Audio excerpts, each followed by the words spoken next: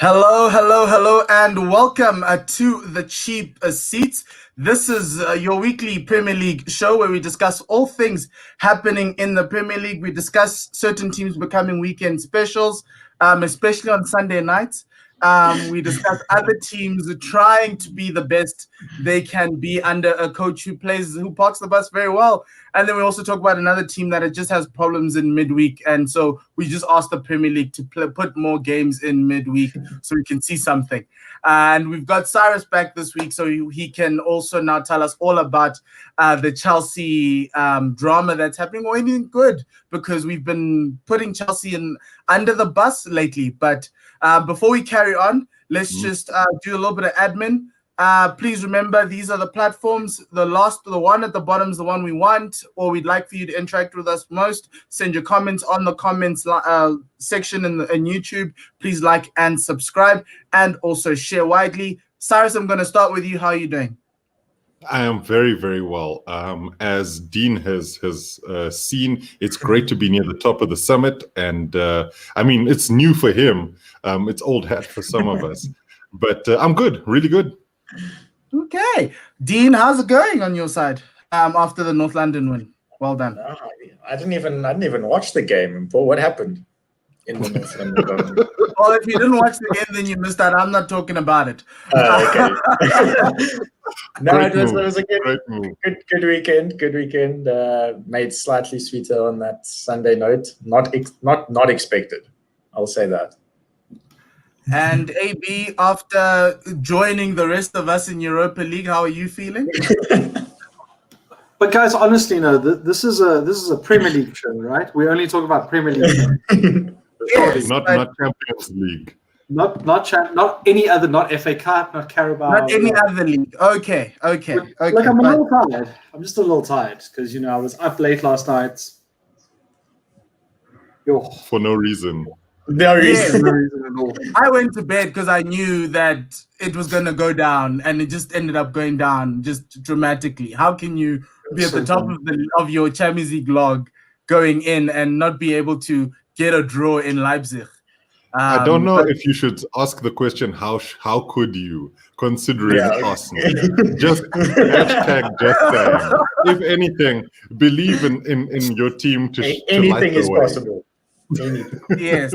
So speaking of Arsenal and having an opposite form to Manchester United, Arsenal's the weekend special. Midweek, we're just unbelievable. Dean, this weekend I was watching that North London derby, and this is the last time I'm going to talk about it. Son looks like he is the best player in the Premier League. The only question I can ask you as a Spurs fan, because we're talking best players in the Premier League, is his other partner better than him? Or is he the better one in that partnership?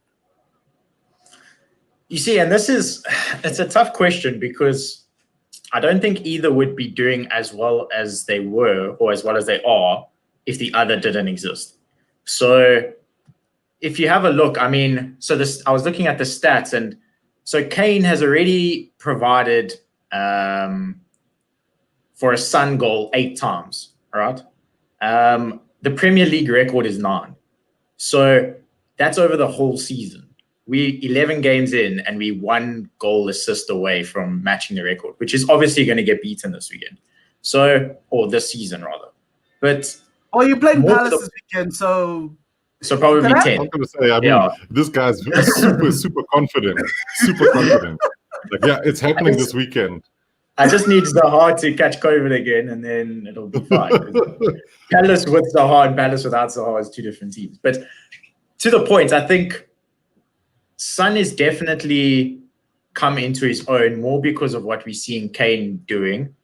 There's been no doubt that Son's been a great player in my mind since he's joined. I remember back when he joined, we were like, who's this kid coming from Bayer Leverkusen? And he's just been a great addition to the team since he's walked in from a Spurs supporters point of view, just in terms of what he's brought. But I think this season is really where we're seeing him become that world-class player. And I think a lot of that is to do with Kane and dropping a little bit deeper and providing more. But it's that almost telepathic conversation they have between each other. Neither of them are looking at where the other is. They just know. And And I think that's really what's making Son and Kane. I think if I had to choose between the two, yes, gun to head. If I gun to the head and I had to choose who to stay in the team, I'm going Kane, just because of what he brings from an overall perspective in terms of his presence. But who's the best player, though? Who's the best player? I mean, in essence, are you just keeping him because he's the best, or are you keeping him because that's the position you need? No, I think, okay, bit of both. But I do think Kane is the better overall player. I think Son is great at what he does, but I think Kane is showing more this season that he can play exactly what we've mentioned in other shows. He's playing that 9.5 role, 9.5 role, which not a lot of people can do. So being a goal scorer and provider puts you in a league where not a lot of other people can operate. So if you had to go gun to your head, you have to choose Kane. But I'm just praying. The news has come out that Son is close to agreeing a new deal with Spurs, which I just hope gets over the line, because I would hate to lose Son. So let me let you know what happens when players sign new deals. Just look at the other on Sunday and see what happens. It's not like that everywhere, just only the red half of North London. So I think you're seeing a false positive here, like the England cricket team. Let me not. So Kane scored 8 goals and assisted 10. Son scored 10 goals and assisted 3. So to a certain extent, yes, based on numbers and everything else, and if we're just a numbers show, we'd probably be looking. We'd just be looking at those two. But is there a case for anyone else? So, for instance, Mo Salah. Mo Salah, 9 goals, 3 assists in a season that's been topsy-turvy for Liverpool. He's missed a couple of games because of COVID, but he's still producing the goods. And I'm gonna go to AB on this one. Bruno Fernandes. We watched on Sunday night when Manchester United laid an egg in the first half. It was just unbelievable. And then all of a sudden, Bruno comes on like he's the Pope to forgive everybody and deliver people into the promised land. Can we consider him in that level with Kane and Son, or even Mo Salah? So I'm going to say something very controversial. Please do. I like that. But since Bruno Fernandes has started playing in the Premier League, in my opinion, he's been the best player to have played in the Premier League. Unfortunately, Bruno's 10 guys around him are absolutely useless. But if you look at just numbers, let's just talk numbers. So since he's started playing in the Premier League, he has scored. So he's played 24 games. He's scored 15 goals, and he's assisted 11. So his goal contribution is 26. For a number 10, that's great. He also, he's that sort of dude who carries a team, and we clearly saw that he carries United. So his influence on the team is remarkable. So I think that needs to come into the best player in the Premier League right now. But the other thing that you need to consider is the help that he's receiving from the 12th man, who's normally wearing black in the middle of the field, and also VAR on the side of the field. Look, that's fine. I mean, Ronaldo, Messi, Lewandowski, they all take penalties, and that's fine. I think it's just more about his influence on the team that he's in. If you take Bruno Fernandes out of the team that he's in, that team is probably going to get relegated very quickly. Relegated. I'm just being emotional. Wow. Relegated. I mean, I thought that was a dig. I think that's a dig at me right now. No, that's a dig at my team is right now. But we'll move on. Cyrus, normally when we look at like other sports like in the NBA and we look at the MVP, sometimes stats isn't the big thing, and it's influence in terms of what you're doing in a team. Maybe a team that has improved substantially from where they were before. In that vein, is there anybody else? Because obviously we named the normal candidates, but I think of a guy like a DCL, whose 11 goals have made Everton a European contender. To a certain extent, yes, they've fallen off. But and then I look at Chelsea. I don't even know who I'd pick at Chelsea to say that they're a contender for goal for player of the season. But is there anybody else that when you just look at the eye test, you're like, okay, this man's like Jack Grealish. Jack Grealish could be considered player of the season so far. because of the fact that what he's done at Villa. Are there any of those type of players? Yeah, obviously. At Liverpool, Jordan Henderson, though I really don't mean that. Look, I think the thing here is Henderson isn't even the third best player in his team, but he's influential. Just to go back to AB's point, and this is a really important one, I think that when he mentions the influence that Bruno Fernandes has on that United team, that's critical, because that's really what you want. I think the best player isn't necessarily always the most skillful. Look at Paul Pogba. He's probably the most talented player at Manchester United, bar none. But is he the most influential? Far from it. Then you look at the Kane. No, they're incredible, and if anything, some older pundits might find them a little bit too much, but we won't go into any of those things. I just think, though, that and an interesting point about the best player thing is that I think the narrative sometimes has to be about the best player in terms of what they do all around in terms of their game, because I haven't seen a player who is as good as Kevin De Bruyne generally is. However, Kevin De Bruyne's form is terrible. So I still count him as being one of the best players in the Premier League, and potentially the best, though form-wise, it's got to be either Son or Kane. And at this point, I think it's Harry Kane. I want to make one point, though, that Dean hasn't made, surprisingly, which is that Kane and Son partnership is very reminiscent of a title-winning partnership that Chelsea had with Lampard and Drogba. Those guys had a great understanding. They linked up. I think they hold the record for Premier League assist-to-goal combinations throughout their time at Chelsea. And we're seeing a similar thing at Spurs. Weird that you'd have the same manager with both of those players, or rather those two groups of players. I think that's what Mourinho does. He finds combinations. He gets the guys to. I mean, Harry Kane can hardly speak English, so perhaps that's why him and Heung-min Son really get along well. In the sense that I think that perhaps that's where the communication goes. Right. So. Too much? No, carry on. But okay, so guys, are there any other guys that we need to bring into the conversation? Yes, Cyrus. Yes. Who? Dominic Calvert-Lewin is one, definitely. He's one of those, though I think he's dropped off a little bit. But that for me is because the form of the guys behind him. I think as James has started to realize that the Premier League isn't what it was on day 1 or even day 5, it's gotten tougher. He's started to drop off a little bit, but I really, really like Calvert-Lewin, and I think that Grealish is an obvious one. But yet, one of the guys that we never speak about, and he always seems to put up performances, is Jamie Vardy. And I'm starting to think it's an age thing. We're ageist. We just don't like older guys scoring goals. It's that simple. Yeah. That's the other thing that I've noticed in FPL. People aren't as big on Jamie Vardy as all these other younger strikers, even though he keeps Leicester up there week in and week out, season in, season out.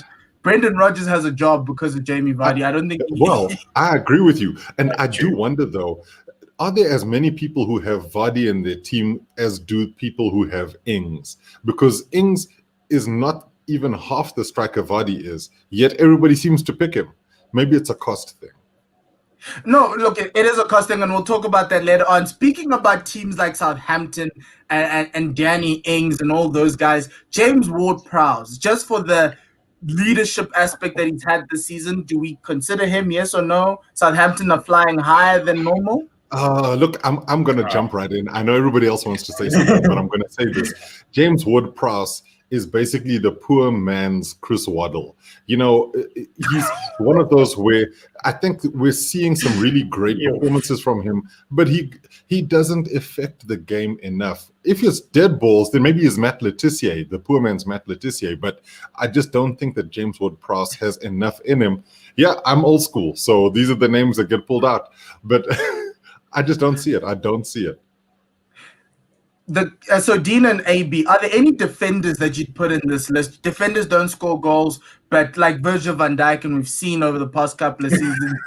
We know you'll talk about Thiago Cyrus, but let's give. Come on. You set that one up so perfectly. I actually wasn't talking about I wasn't thinking about Thiago, but hey, we will talk about it. But Dean and Abe, are there any defenders? I know Wahid loves Harry Maguire, thinks Harry Maguire is the next best thing since sliced bread.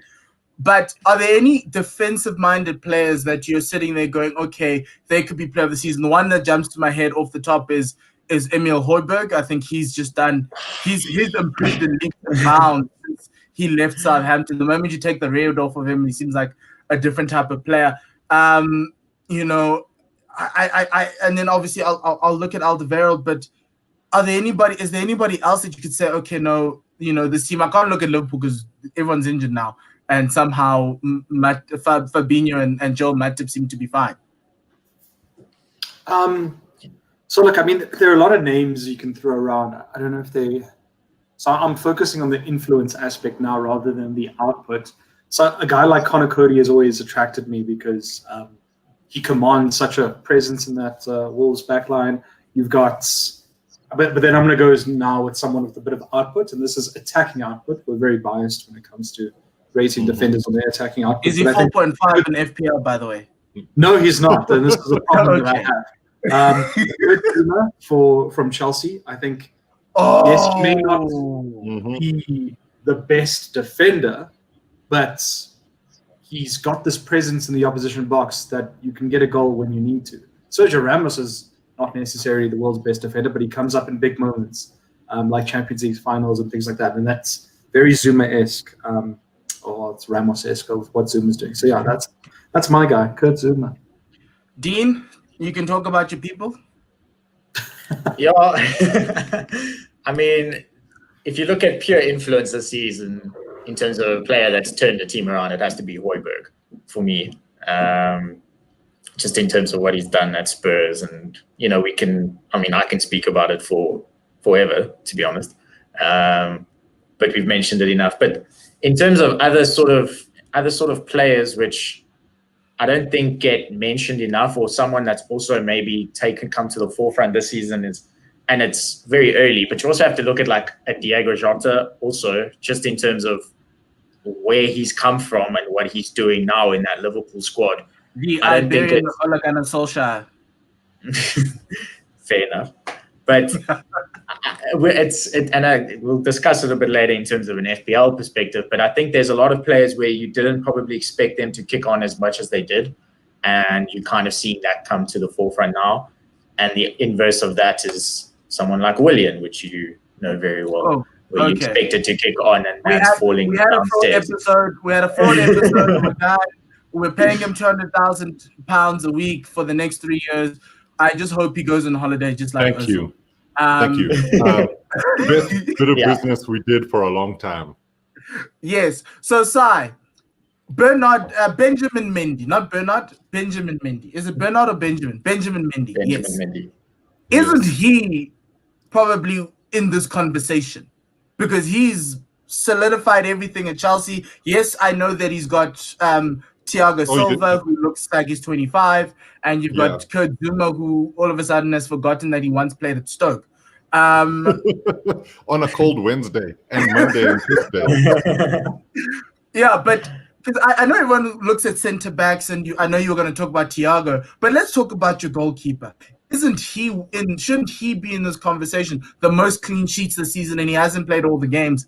And also on top of that, he's given Chelsea that strength at the back and made guys who look like Tweedledum and Tweedledee on the best of days look like a wall. I agree that Mendy should be spoken about, and very highly. I think there's an interesting dynamic here, and I saw it in the Champions League game. So obviously Kepa plays, what happens? Kepa concedes. But the interesting thing was Kepa wasn't wholly at fault for that goal that they conceded, and it has to do with the players who played in front of him, which are Rudiger and Christensen. Neither of them have had much game time this season, as Thiago Silva has been there with Kurt Zuma. And that combination of Zuma and Silva really is incredible. For every aspect that Silva might not necessarily have because of his advanced age, so that would be speed and a couple of those things, Zuma has all of those in abundance. The problem being that Zuma is the converse when it comes to concentration. Now, when you look at Mendy, what he does is he's a complete package behind them in terms of the size that he has. He's not the world's greatest goalkeeper. What he does is he does the good things often enough. That's the critical thing. Where Kepa was unable to make the saves, Mendy's making them. And I actually feel a lot of that has to do with Mendy's size as opposed to Mendy's talent. So like I said about Kepa's goal that he conceded, if he had been an inch taller, he would have saved the ball. If he had been Mendy, that wouldn't have been a goal. However, he isn't Mendy, and that's why we're in the situation we are in. Considering that when it comes to corners, Kepa couldn't come and claim a corner. He was just too short to go out and punch the balls. Now, when they're throwing crosses in there, you've got Zuma, who's winning absolutely every aerial ball, and Mendy, who's also a failsafe, who is pretty calm when it comes to coming out. And he's so tall, he can just basically stand there and grab the ball as opposed to having to jump with all of his might, like Kepa, who was one of the Smurfs. I rest my case, Your Honor. Okay. Councillor, thank you very much for that. Now this weekend, we've got something very interesting. It sprung up on me, and I kind of felt it was adding salt to the wound that is Manchester United. So to allow them to breathe through that wound, we're going to talk about it. AB, firstly, how are you feeling after last night's loss to Leipzig and what happened in your Champions League group?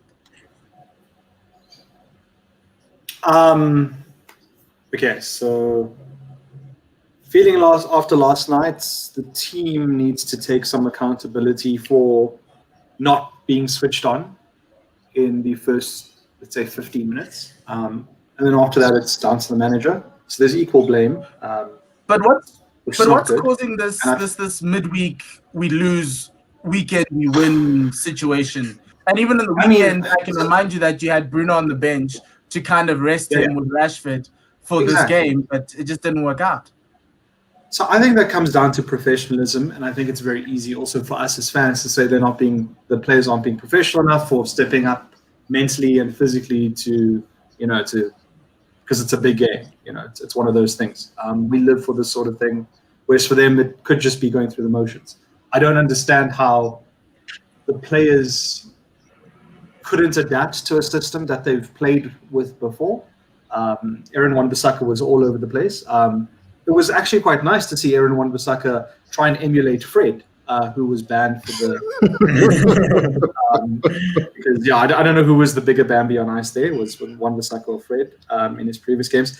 So I'm quite stressed for this Manchester derby. It's also at Old Trafford, and United don't play football at Old Trafford. Old Trafford is a museum, and it is possibly an attraction. So families and stuff can go there. Definitely a tourist attraction. Yeah. There's more tourism going on there than football. So I'm really stressed. I would like to see Ollie just embrace this three wingers, four at the back. Having the Paul Pogba question comes into play now. I mean, I can say this happily. Paul Pogba makes Man United a better team, and I'm fine with that. And that off-field drama needs to be sorted out by Pogba, the fat Spanish waiter, and United. I'm really that's really mean. He's struggling at the moment. His client is really seeing a tough time. Yeah, exactly. And who can blame Paul Pogba? The only problem Paul has is no one can afford him because you guys gave him the world to come back. This is like complaining about the fact that you have Julia Roberts in Pretty Woman. I mean, guy, this is where you ended up. You chose this. So, okay.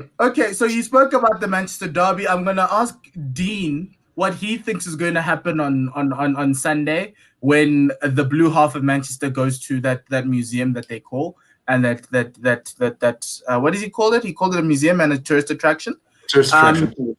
Yes. Do you think Manchester United will step up for this game, knowing what we've seen? They've lost to Arsenal at Old Trafford. They've lost to you guys. Well, they got steamrolled by Tottenham. Do you think they have it in them to get themselves up, dust themselves off, and take this Pep team? I think this is probably the best chance in like the last 3 years where they could actually beat a Man City, but they just find themselves in the worst possible situation. We beat City twice last year. Oh, okay. Well, that's even that great. doesn't matter. So Never, are never we going to forget the expect an past. upset then? Another Never upset forget then? the past. You know what? It was this year. The only thing that would make me slightly hesitant of saying that City are just going to absolutely run rampant is the fact that we've seen this with the United Oli team where it's just up and down. You know, they'll go up and they'll then go straight back down. And I think they're in that lull, and it's kind of going to be one of those moments of this is probably the best game they could have to pick straight back up. And if they beat City, all of a sudden, all is at the wheel. We're winning the Premier League next season. We're winning something. Don't worry about it. You know, that is the only thing which worries me about United City. So true. Honestly, though, City's four. Okay, so they beat Burnley 5-0. They beat Fulham 2-0. Not great performances probably by the City team. I mean, Mahrez's hat-trick, you have to take your hat off anyway. But, I mean, it's Burnley at the end of the day. And last week or on the weekend against Fulham, you know, it's Fulham. They should have put a lot more past them, and it's just not the same City team of old. But I do see City taking this one, purely just based on where United's at. And if you have to look at it from putting all of those conversations aside, you'd have to expect City to win. But the only thing that I think could cause, and I don't know, AB can tell us how fit Cavani is or how close he is to coming back. If he is, I think that gives a different dynamic to that United team. As we discussed, I think Cavani should be playing every game whenever he can. He does something else for that team. If he can play, I think it might be slightly tighter. If not, it's literally going to be like the North London derby. It's just going to be rampage for the City. It wasn't rampage in the North London derby. Okay. We had like 90% of the possession, and you guys just went down our field twice. But okay, Possession, Okay. no, we're talking possession like totally What wins did games. Mourinho say? Exactly. Possession doesn't we'll win talk- games. Yes, it doesn't. But Sai, what advice can you give AB? Does he watch on Sunday? Does he? Oh, of course Does he he sit watches. through? Of course he watches. I'm going to watch. I think the key thing here is he going to watch like this, or is Yeah. he going to watch, face up? And I think that's the key thing. I think that personally, I think this will be a lot closer than people expect it to be. United have lost to teams they shouldn't have and have struggled against teams they shouldn't have. But conversely, the games where they've sort of needed performances, they've actually looked a lot better. And I think they almost suffer from seeming to look too far ahead. So, like for instance, they should have beaten Red Bull Leipzig, right? That's what you're expecting from Manchester United. So, at what point do, in fact, then are they Red Bull Leipzig? I mean, who knows? They're anymore? actually not. They are the They're energy not. drink. Yeah. Yeah, They're not allowed So, to be called. they're not. Yeah, we know. It We know. they're doesn't not matter. We allowed all to know be, that they're the you know. energy drink. Fizzy drink Leipzig. If that makes it any Yeah. better. But the Just thing take about the it, fact that you lost to an energy drink. Just know that. look, but having said all of that, the thing is, Ole will then pick the right team for the City game. He picked the wrong team for the West Ham game and remedied that and then ended up with the win. He then picked the wrong team against Leipzig and couldn't get the guys to get going. And it's one of the things that happens because they had Cavani to call on in the past. It's surprising Odion Igalo hasn't done anything. But anyway, the less said about that, the better. Look, Sai, a brother's getting paid to sit on the bench and not be in China, so I'm happy. I'm happy. I'm just saying his agent needs a extra commission because he has a massive deal there. Him and Cavani's agent might be the same guy. We have to check because he's gotten great deals.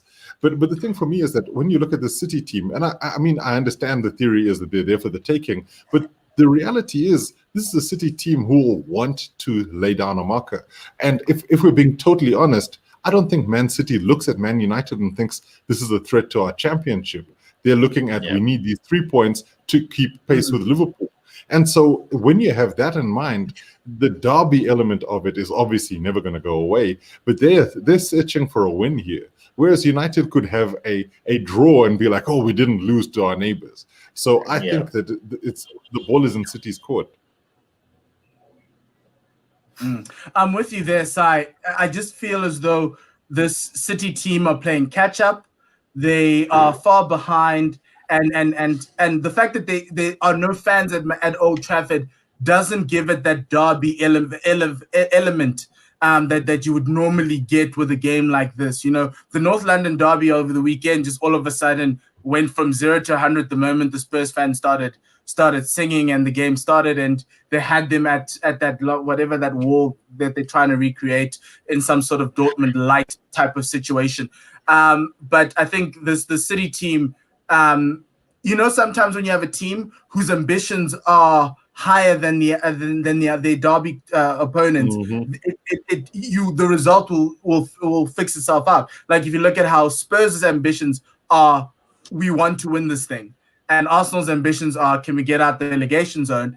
And you could see the way in which and the discipline with which the teams come out. And I think from that perspective, Ole's got a lot of work to get Manchester United right. Because if he goes out for the draw, I think he might end up losing.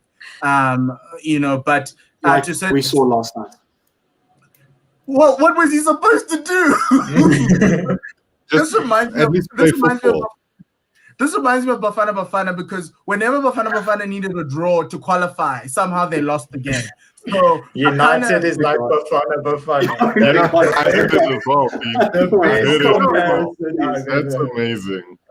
No, I'm so hurt right now. But the point is well made, Mpo. The point is well made.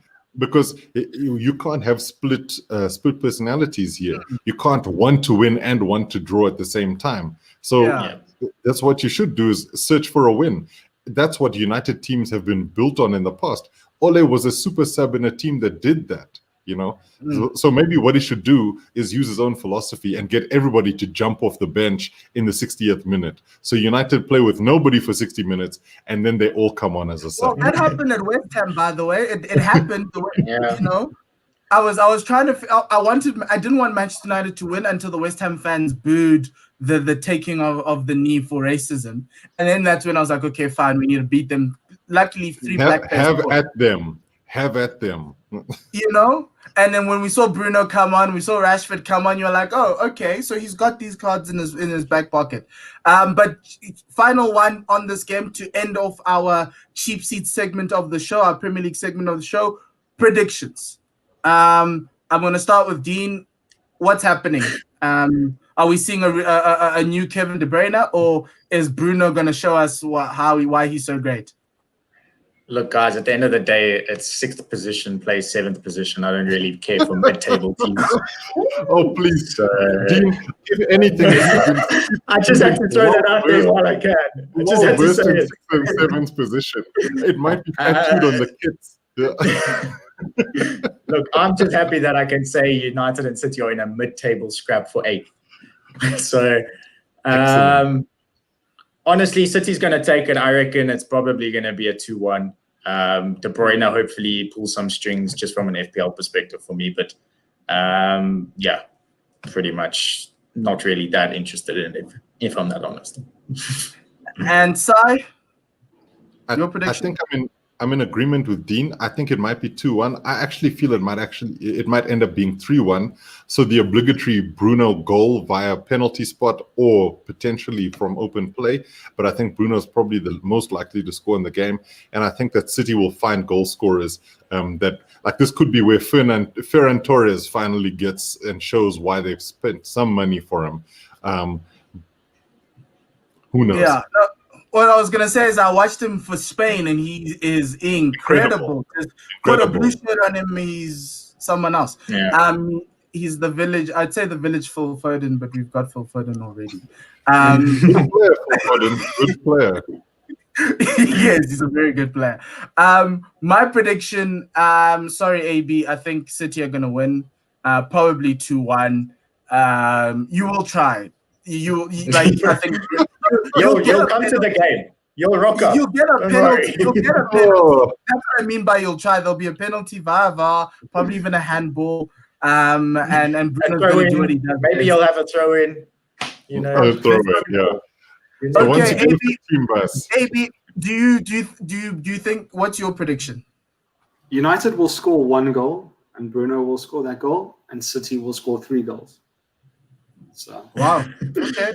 Wow. Why are you so He's very pessimistic? optimistic. I know. no, Right? 'cause I just honestly think, and I look at the way United defended yesterday, and it was bad. It was just bad. And I know Ollie's going to start freaking Fred and Matic or McTominay in midfield, and we're going to sit Darwin, and we're going to sit Pogba, and it's just going to be, guys, don't go and lose this in the first half an hour. And what are we going to do? We're going to lose it in the first half an hour. Max Sauce, also known as the smiling Jean-Luc Dupre by our friend Tyler. Passion merchant. Passion merchant of United. I died.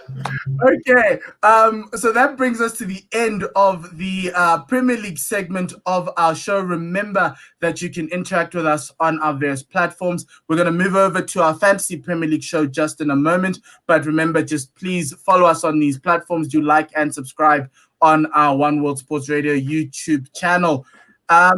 Now, moving on to the Fantasy Premier League portion of the show.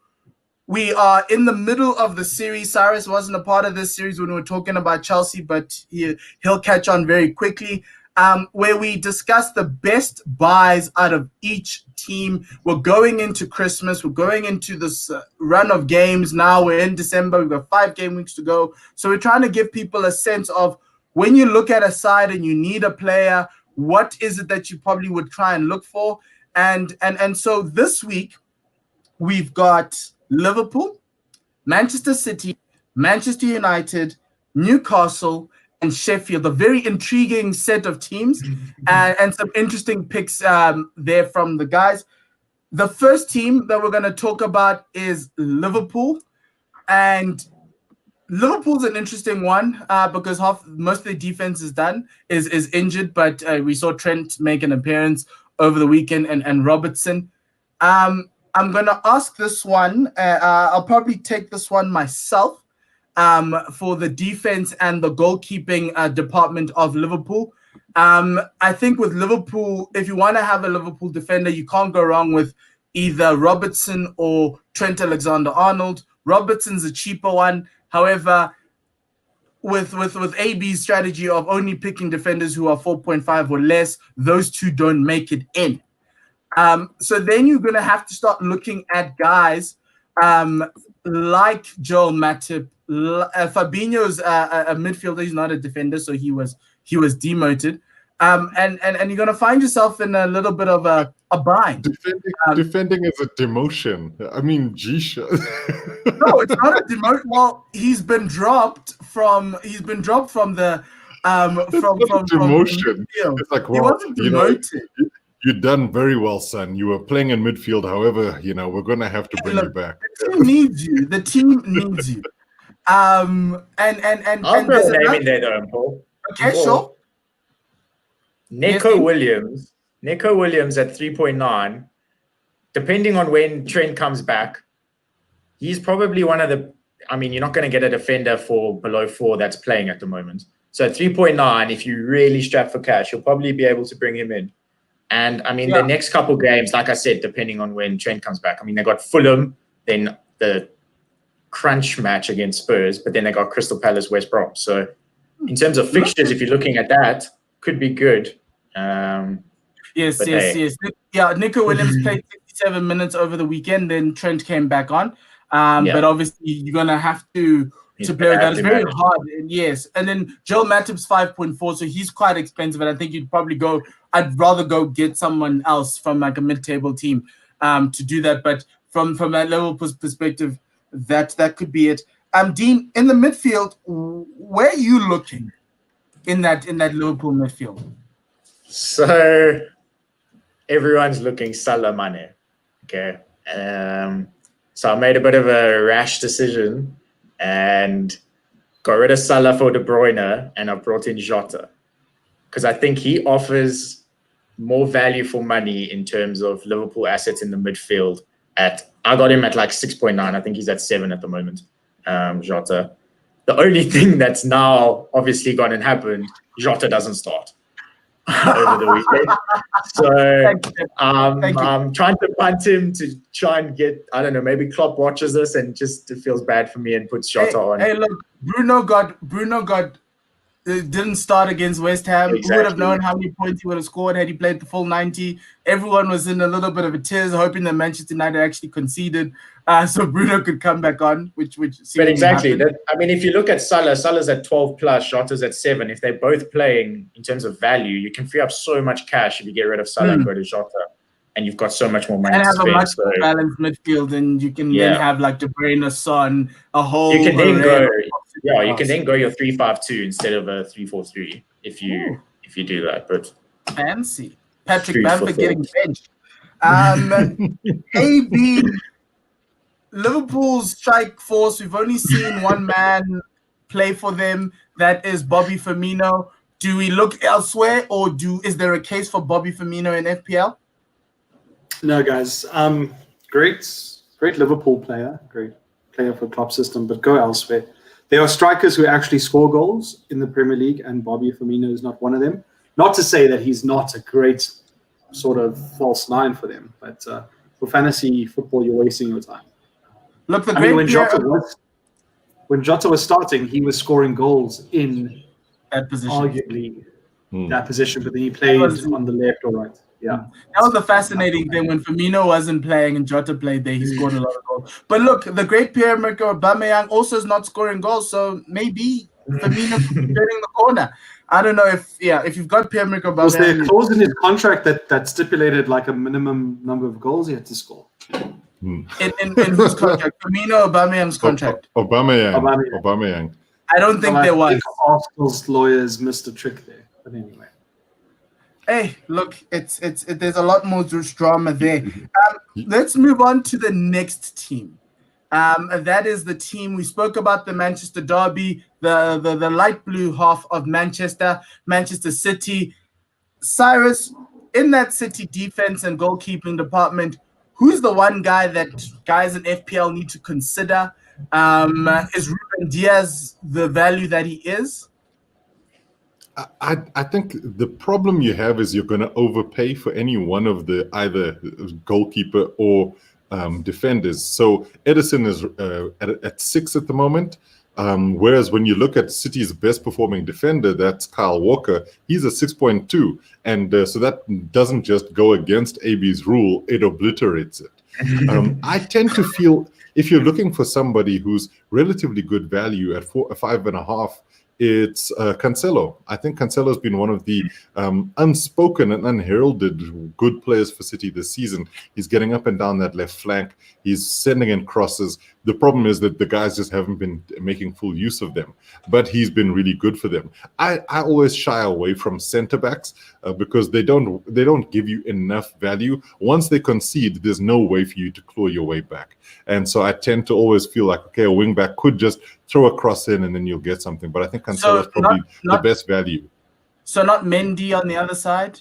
I think he is also quite overpriced. He's I mean, Mendy's coming in at 5.9. That is ridiculous pricing for him. And then you're also like, what does he actually do?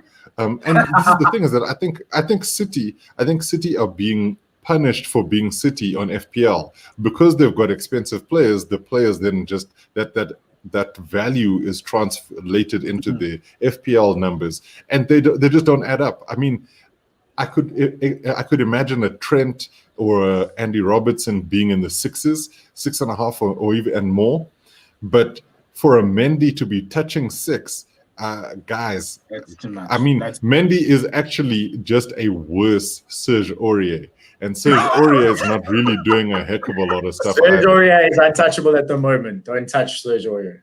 He's amazing. Okay. I don't know. About Spurs. It still hurts. I looked at City's midfield, and I felt, and as you were talking, Si, there's like a premium on City players. And the one player that doesn't have that premium, and I think he's just properly priced in that midfield, is Riyad Mahrez. But obviously in that midfield, you look at KDB, he's 11.8, quite expensive. If you really have like a Salah or someone with a 12 in your side. Sterling's just having a mare of a season. You can see he started scoring goals. He scored that one goal over the weekend, and he assisted. But if you want to buy low, probably it's either Sterling or Mahrez in that side. Sterling's still quite expensive at 11.4. I think this season he should probably be dropping down to the 10s.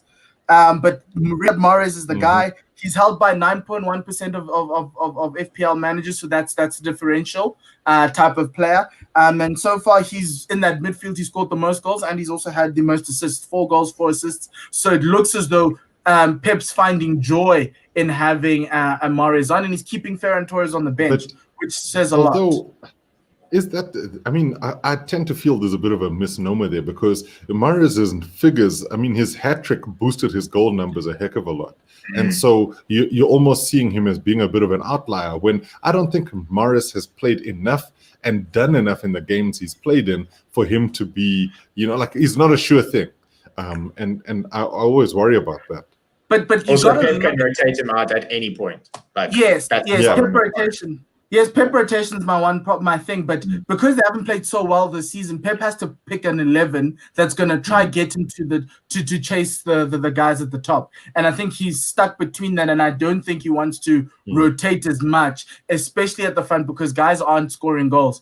Wahid was supposed to talk about the City strikers. Who wants to talk about, well, when Aguero is coming back, if he is, and Gabriel Jesus, if AB's got that. In terms of City strikers, I know Aguero says he's fit, but we haven't seen him play. Can Gabriel Jesus be a differential option for you right now? So, I mean, okay, so I know Aguero's got also like personal stuff going on elsewhere, because Diego Maradona is his father-in-law. So, their family suffered a loss of late. But I honestly wouldn't touch Aguero or Jesus right now, because the guy who Pep has seemed to be going with the false 9, it's not working really well, is Sterling. So, I mean, you're going to put money in Jesus. Jesus was great when he joined the league. He was quick. He was feeding into possibly the greatest City team that's ever been around. And now they seem a little bit fractured. They seem a little bit tired. They seem to be running off fumes. I don't know. They're probably going to give United 7 goals this week, but I think Sterling will at least get 3 of those. But yeah, I wouldn't touch any City attackers right now. If you have to buy a City striker, you're doing something wrong in FPL. Yeah, there's something funny going on there. Okay. With that, let's move on to the other side of Manchester, the team hosting City this weekend. Manchester United. AB, you were selected to pick the defense, which I thank you, Dean, for that. Dean's our allocator, if you'd like to know. AB, who are we selecting? David De Gea? No. So no. I honestly think Dave's been really bad of late. Has to maybe do with injury, the shocking front four he has. If gun to my head, I was forced to pick a United back 6 player, because sometimes we play with a back 5, and then you've got Dean or other Dean or other Dean, Henderson, or De Gea in the back. I actually wouldn't go with Harry Maguire because he's too expensive. Because this dude's, your United defender is only going to give you 2 points. Maybe 1 if they score 3 or more goals. So I would say Victor Lindelof. He plays just as much as Maguire. And also he wasn't scarred mentally by Spurs, because he didn't play that game. Eric Bailly played. So yeah, Victor Lindelof's 4.8. Don't sign him, but if you are forced to sign him, like if you guys are in some sort of weird fantasy team or fantasy league where you have to sign a Man United player and it has to be a defender, then that's your man, Victor Lindelof, 4.8. Don't sign Luke Shaw, because he's okay. Playing into Wahid's hands. Wahid had Manchester United midfield. Bruno Fernandes. Is he the only one in that midfield to pick? Or I know Marcus Rashford and Mason Greenwood are also in there, so I know Wahid would probably punt Mason Greenwood because he loves the darling child of Manchester. Loves him some Greenwood. And Greenwood couldn't rescue them, surprisingly. But I'd still say Bruno is the main one. I badmouthed Marcus Rashford in a previous episode when I said I just don't see what he does well enough. I'm still to see it, but he has his flashes. I think that if you're picking somebody because the derby is the first game, Rashford might be that guy. I think he's got this sort of BMT about him. As a Chelsea fan, we've seen it. But I think it has to be Bruno. And also with Cavani out, we don't know how long it might be. Rashford might be pushed up into that 9 role because Martial's showing people easy manga. Dean, from a striking perspective up front, who did you look at in this United team as value? I see Cavani there at 8.1. I think that's honestly that's where I'd go. Cavani, if you're looking at United, you have to go Cavani 8.1. Martial at 8.7 or whatever it is. He's just too much, and the guy's terrible. So really don't get Martial in. I think a lot of people fell for that trap because sometimes Martial does really well. He goes on a little bit of a spree for 2 weeks, and then you're like, whoa, have to get Martial in, and then he disappears. I think it's important to note here, Dean, that last season Martial was very popular in FPL because he was a midfielder playing as a number 9, and he was actually scoring goals. Exactly. Well, he scored about 20 goals, and we thought he could give us 15. The man looks like he's going to give us 5. He did enough to keep his job. I mean, can you blame the guy? We gave him a contract. That's the problem. No, we didn't give him a contract. It's just... But the big thing is, if you're looking at United, they got City this weekend, but they got Sheffield next, the next game week. And, I mean, you can put that out. That's Bruno land there. That's That's seal clubbing right there. Easy decision there. Jeez. Dean, I'm going to go back to you. Next team is Newcastle United. Anybody from the tune that you can put in that team in your defense? I don't know. They've got a lot of value options in that side. Yeah, so I actually had this player for a while, Jamal Lewis, because I kind of punted him at the beginning, thought he could do really well. Was the most frustrating person because I thought, the kid can put in a good cross. Running up that left side, he's going to play in that Newcastle team, and he just didn't deliver in the beginning. He went from a 4.5, he's now down to 4.3. But there's probably more reason to get him at the moment, especially if you're looking at it this week. They've got West Brom this week, and then Leeds, and then Fulham. So it's a bit of a battle of the bottom guys over there. And if you're looking at that sort of Newcastle defense, it's less than 4.5, so it meets our criteria. He's going to play, so guaranteed 2 points probably, unless he gets a yellow card, and at least the kid can put in a cross. Javier Manquillo, because AB selected him, and he seems to get a lot of love from Manquillo. That's exactly why I don't choose him, because I have to try and catch AB in fantasy. I choose opposite players. But there is a lot of unlocked sort of potential in that Newcastle defense, but a kind of pick your poison situation, depending on who you want to get frustrated with more. So, okay, Cyrus. Speaking of frustrations, how frustrating was it to pick a player in that Newcastle midfield? Probably as frustrating as it is for Steve Bruce. I think Newcastle fans wish that takeover had just happened, because when you're looking at the likes of Jeff Hendrick being one of your best performing midfielders, things are not going well for you. And I'd say probably he's the one that I'd say, if you're going to pick somebody, pick him. He's got a little bit of something when they need it. But the problem for Newcastle is that they just haven't gotten much production all the way through this team. So it doesn't really matter who you pick. The only person that you'd have to pick is further up the field, and that's Callum Wilson, who I'm sure will be spoken about. But I think Jeff Hendrick's a good bet. And Miguel Almiron. It's hard to steal the shine. There's only one shine. Thanks for taking it up, Cyrus. Newcastle striker, there's only one man to look at. Don't buy Andy Carroll. It's Callum Wilson. If you buy Andy Carroll, please just stop playing. Stop playing FPL. Yes, Joe Unless Linton's you are there. Andy Carroll. Yes. Well, I still wouldn't put myself in the team if I was him. Joe Linton's there. He's at 5.7. But here's the thing about Callum Wilson. He's that differential. If you're chasing guys like AB and they've got Watkins or Bamford inside, Callum Wilson can be that differential for you. Slightly expensive than Bamford. He's at 6.6. Bamford's at 6.1. But He's sixth in terms of points collection in strikers. Yeah, so he for me is a differential pick. And right now, going into Christmas, the next 3 games: West Brom, Leeds, and Fulham, it's crying out for Callum Wilson. Totally agree. Totally agree. Yeah, moving off of Andy Carroll, Dean gave himself Sheffield United's defense. I think that's probably the easiest thing you could do. Is it Aaron Ramsdale that you're picking in Sheffield United? I mean, that's the only person you should even consider picking anywhere close to that Sheffield defense. It's a shambles. I mean, last year we were so lucky to have Lundstrom in that defense and then playing as a midfield. There's no ways you can get anything close to that this season. But look, Sheffield are they're 1 point from 11 games.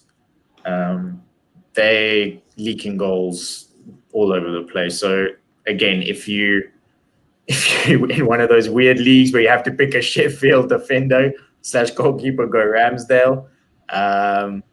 If not, rather maybe delete the FPL app.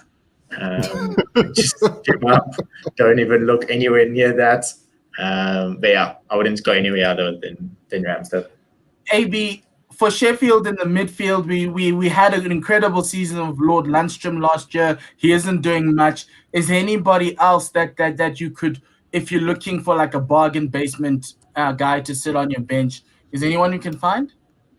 Yeah, so weirdly enough, I watched the Sheffield game. I can't remember who they played. It was probably, I don't know. It's a weird game. I don't know. It was a weird day. Are you okay, AB? Do you need to come and look for you? I'm not okay. Actually, wonder who did they play? Who did they play last? It was They played Leicester. Leicester. Yeah. Anyway, so I noticed, I made like a joke and I was like, oh, there's 2 Olivers up front. One was Ollie McBurney and one was Oliver Burke. But Oliver Burke is an FPL midfielder and he is 4.3.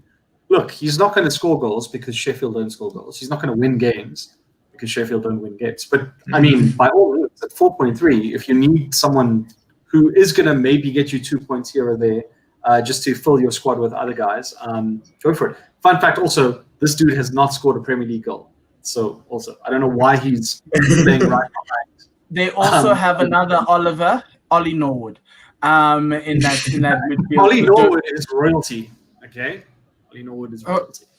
Oh, okay. I didn't know that. Fun fact on FPL. Anyway. Okay. Look how it happened. So Sheffield have 5 strikers, all reasonably priced under 5.6, Cyrus. But there's a £134 million striker who is struggling to shake off that tag, and he's probably the cheapest guy, but he's not getting game time.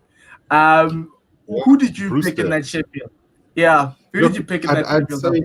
I'd say McBurney. The crazy thing is, right, like there was a stat that came up when Sheffield United played Chelsea, and that was that Adam McGoldrick hadn't scored goals. And then these goals he scored last season were against Chelsea. Well, would you believe it? He's that kind of guy. He just loves to repeat himself. But the thing is, he's not repeating that trick with other teams. And so if you're going to go for a Sheffield United striker, McBurney is the most likely to get you points. But I have a soft spot for Ryan Brewster as well because he's also a Chelsea youth graduate. So I'd love for him to come good. So who isn't a Chelsea youth graduate? Because he's like pretty much everyone. I think we've had a heck of an academy, and some of them can't make the cut and go to Arsenal. So it's one of those things where we keep donating. Yes, you need to do something to come to Arsenal, and then stop doing it. Captaincy picks this weekend. The usual suspects. Are there anybody else that you'd like to look at? I think there's a tasty one with Liverpool playing Fulham away. The derby itself, City United, you could pick either one, maybe KDB or Bruno, who knows. The Mourinho team is going to play Palace away in a London derby, and Leicester's playing Brighton for all those who want to be like me, find a differential captain in Jamie Vardy, who hasn't done much these past 2 weeks. And Chelsea also plays Everton, so there might be a Pulisic Timo Werner play if someone's got those two in. Sai, I'm going to start with you. Captaincy picks, who you think might get something extraordinary out of this week? I think it has to be Mo Salah. It's such a simple pick. You're just like, I mean, Liverpool should do well in the games they play. The problem being the second match in the doubleheader is against Spurs, and it's going to be tough. But I do think if somebody's going to score in that game, it is probably going to be him. So, make your pick now for the first game, which is Fulham, I think we said, and then hoping to get more in the second one. The same could be said for any of the other players, but I think Mo Salah is the one. Okay. Dean, who's your captaincy pick? Are you going with your old faithfuls, Son and Kane? Yeah, this is the first weekend I'm really nervous because I don't have Salah. And everyone's going to captain him. I just hope, I don't know, hopefully he goes to Egypt sometime over the next 2 days, has another wedding, and catches COVID. But yeah, it's Kane in a London derby always delivers. So Kane captain for me this weekend. Something's going to happen. He will return something. So I have to go Kane. AB?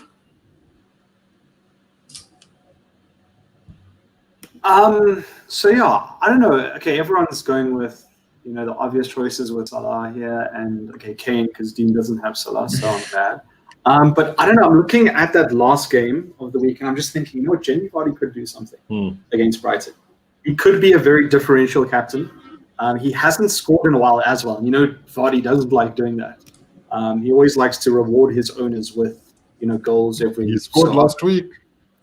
Oh, did he score last week? Sorry. He scored one. The 95th minute. Oh, yeah. Sorry. The Sheffield game. Yeah.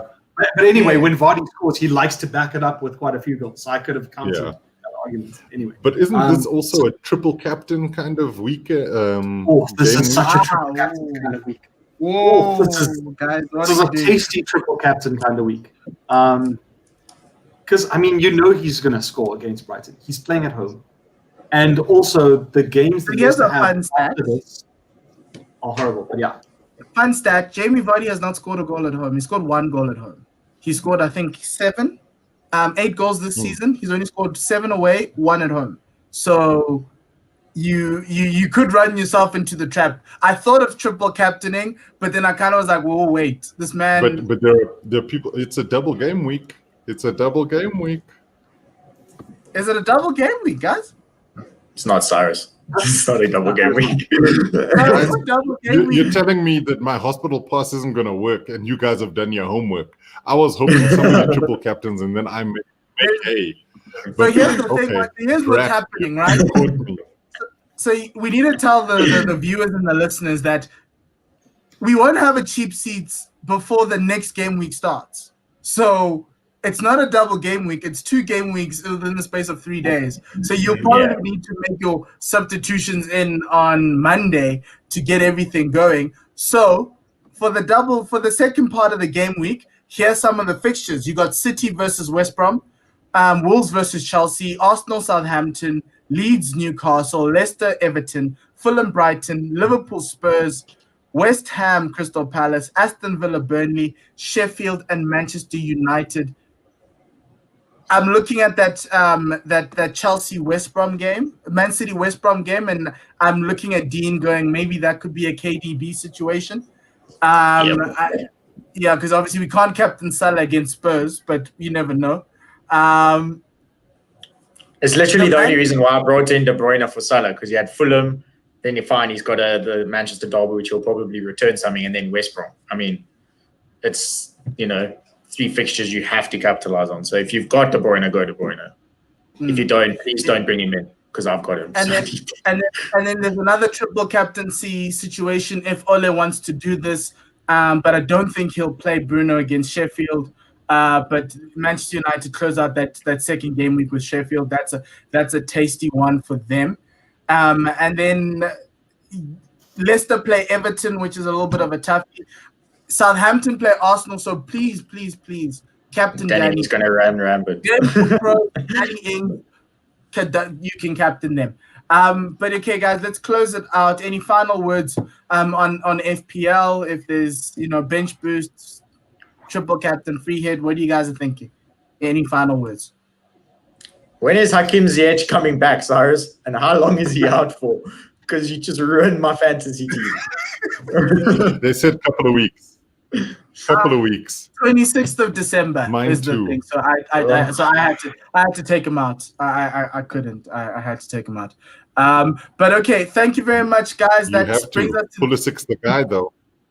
Yes, he is. He's slightly more expensive, but you find yourself in a little bit of a sticky wicket there. But thank you very much, guys, for joining us on the FPL show and on Cheap Seats, the Premier League show. It's a full 1 hour. Thank you very much, gents. Remember, everybody watching, that please do interact with us on these various platforms. Also, the guys' Twitter handles are there, so you can tell us if our teams look bad, or if you like our teams, or if we're hitting it spot on. But thank you very much for joining. Thanks, guys. And from ourselves, until next week, enjoy the double fixtures that are going to happen. It's Christmas, it's December. That's the best time of the year.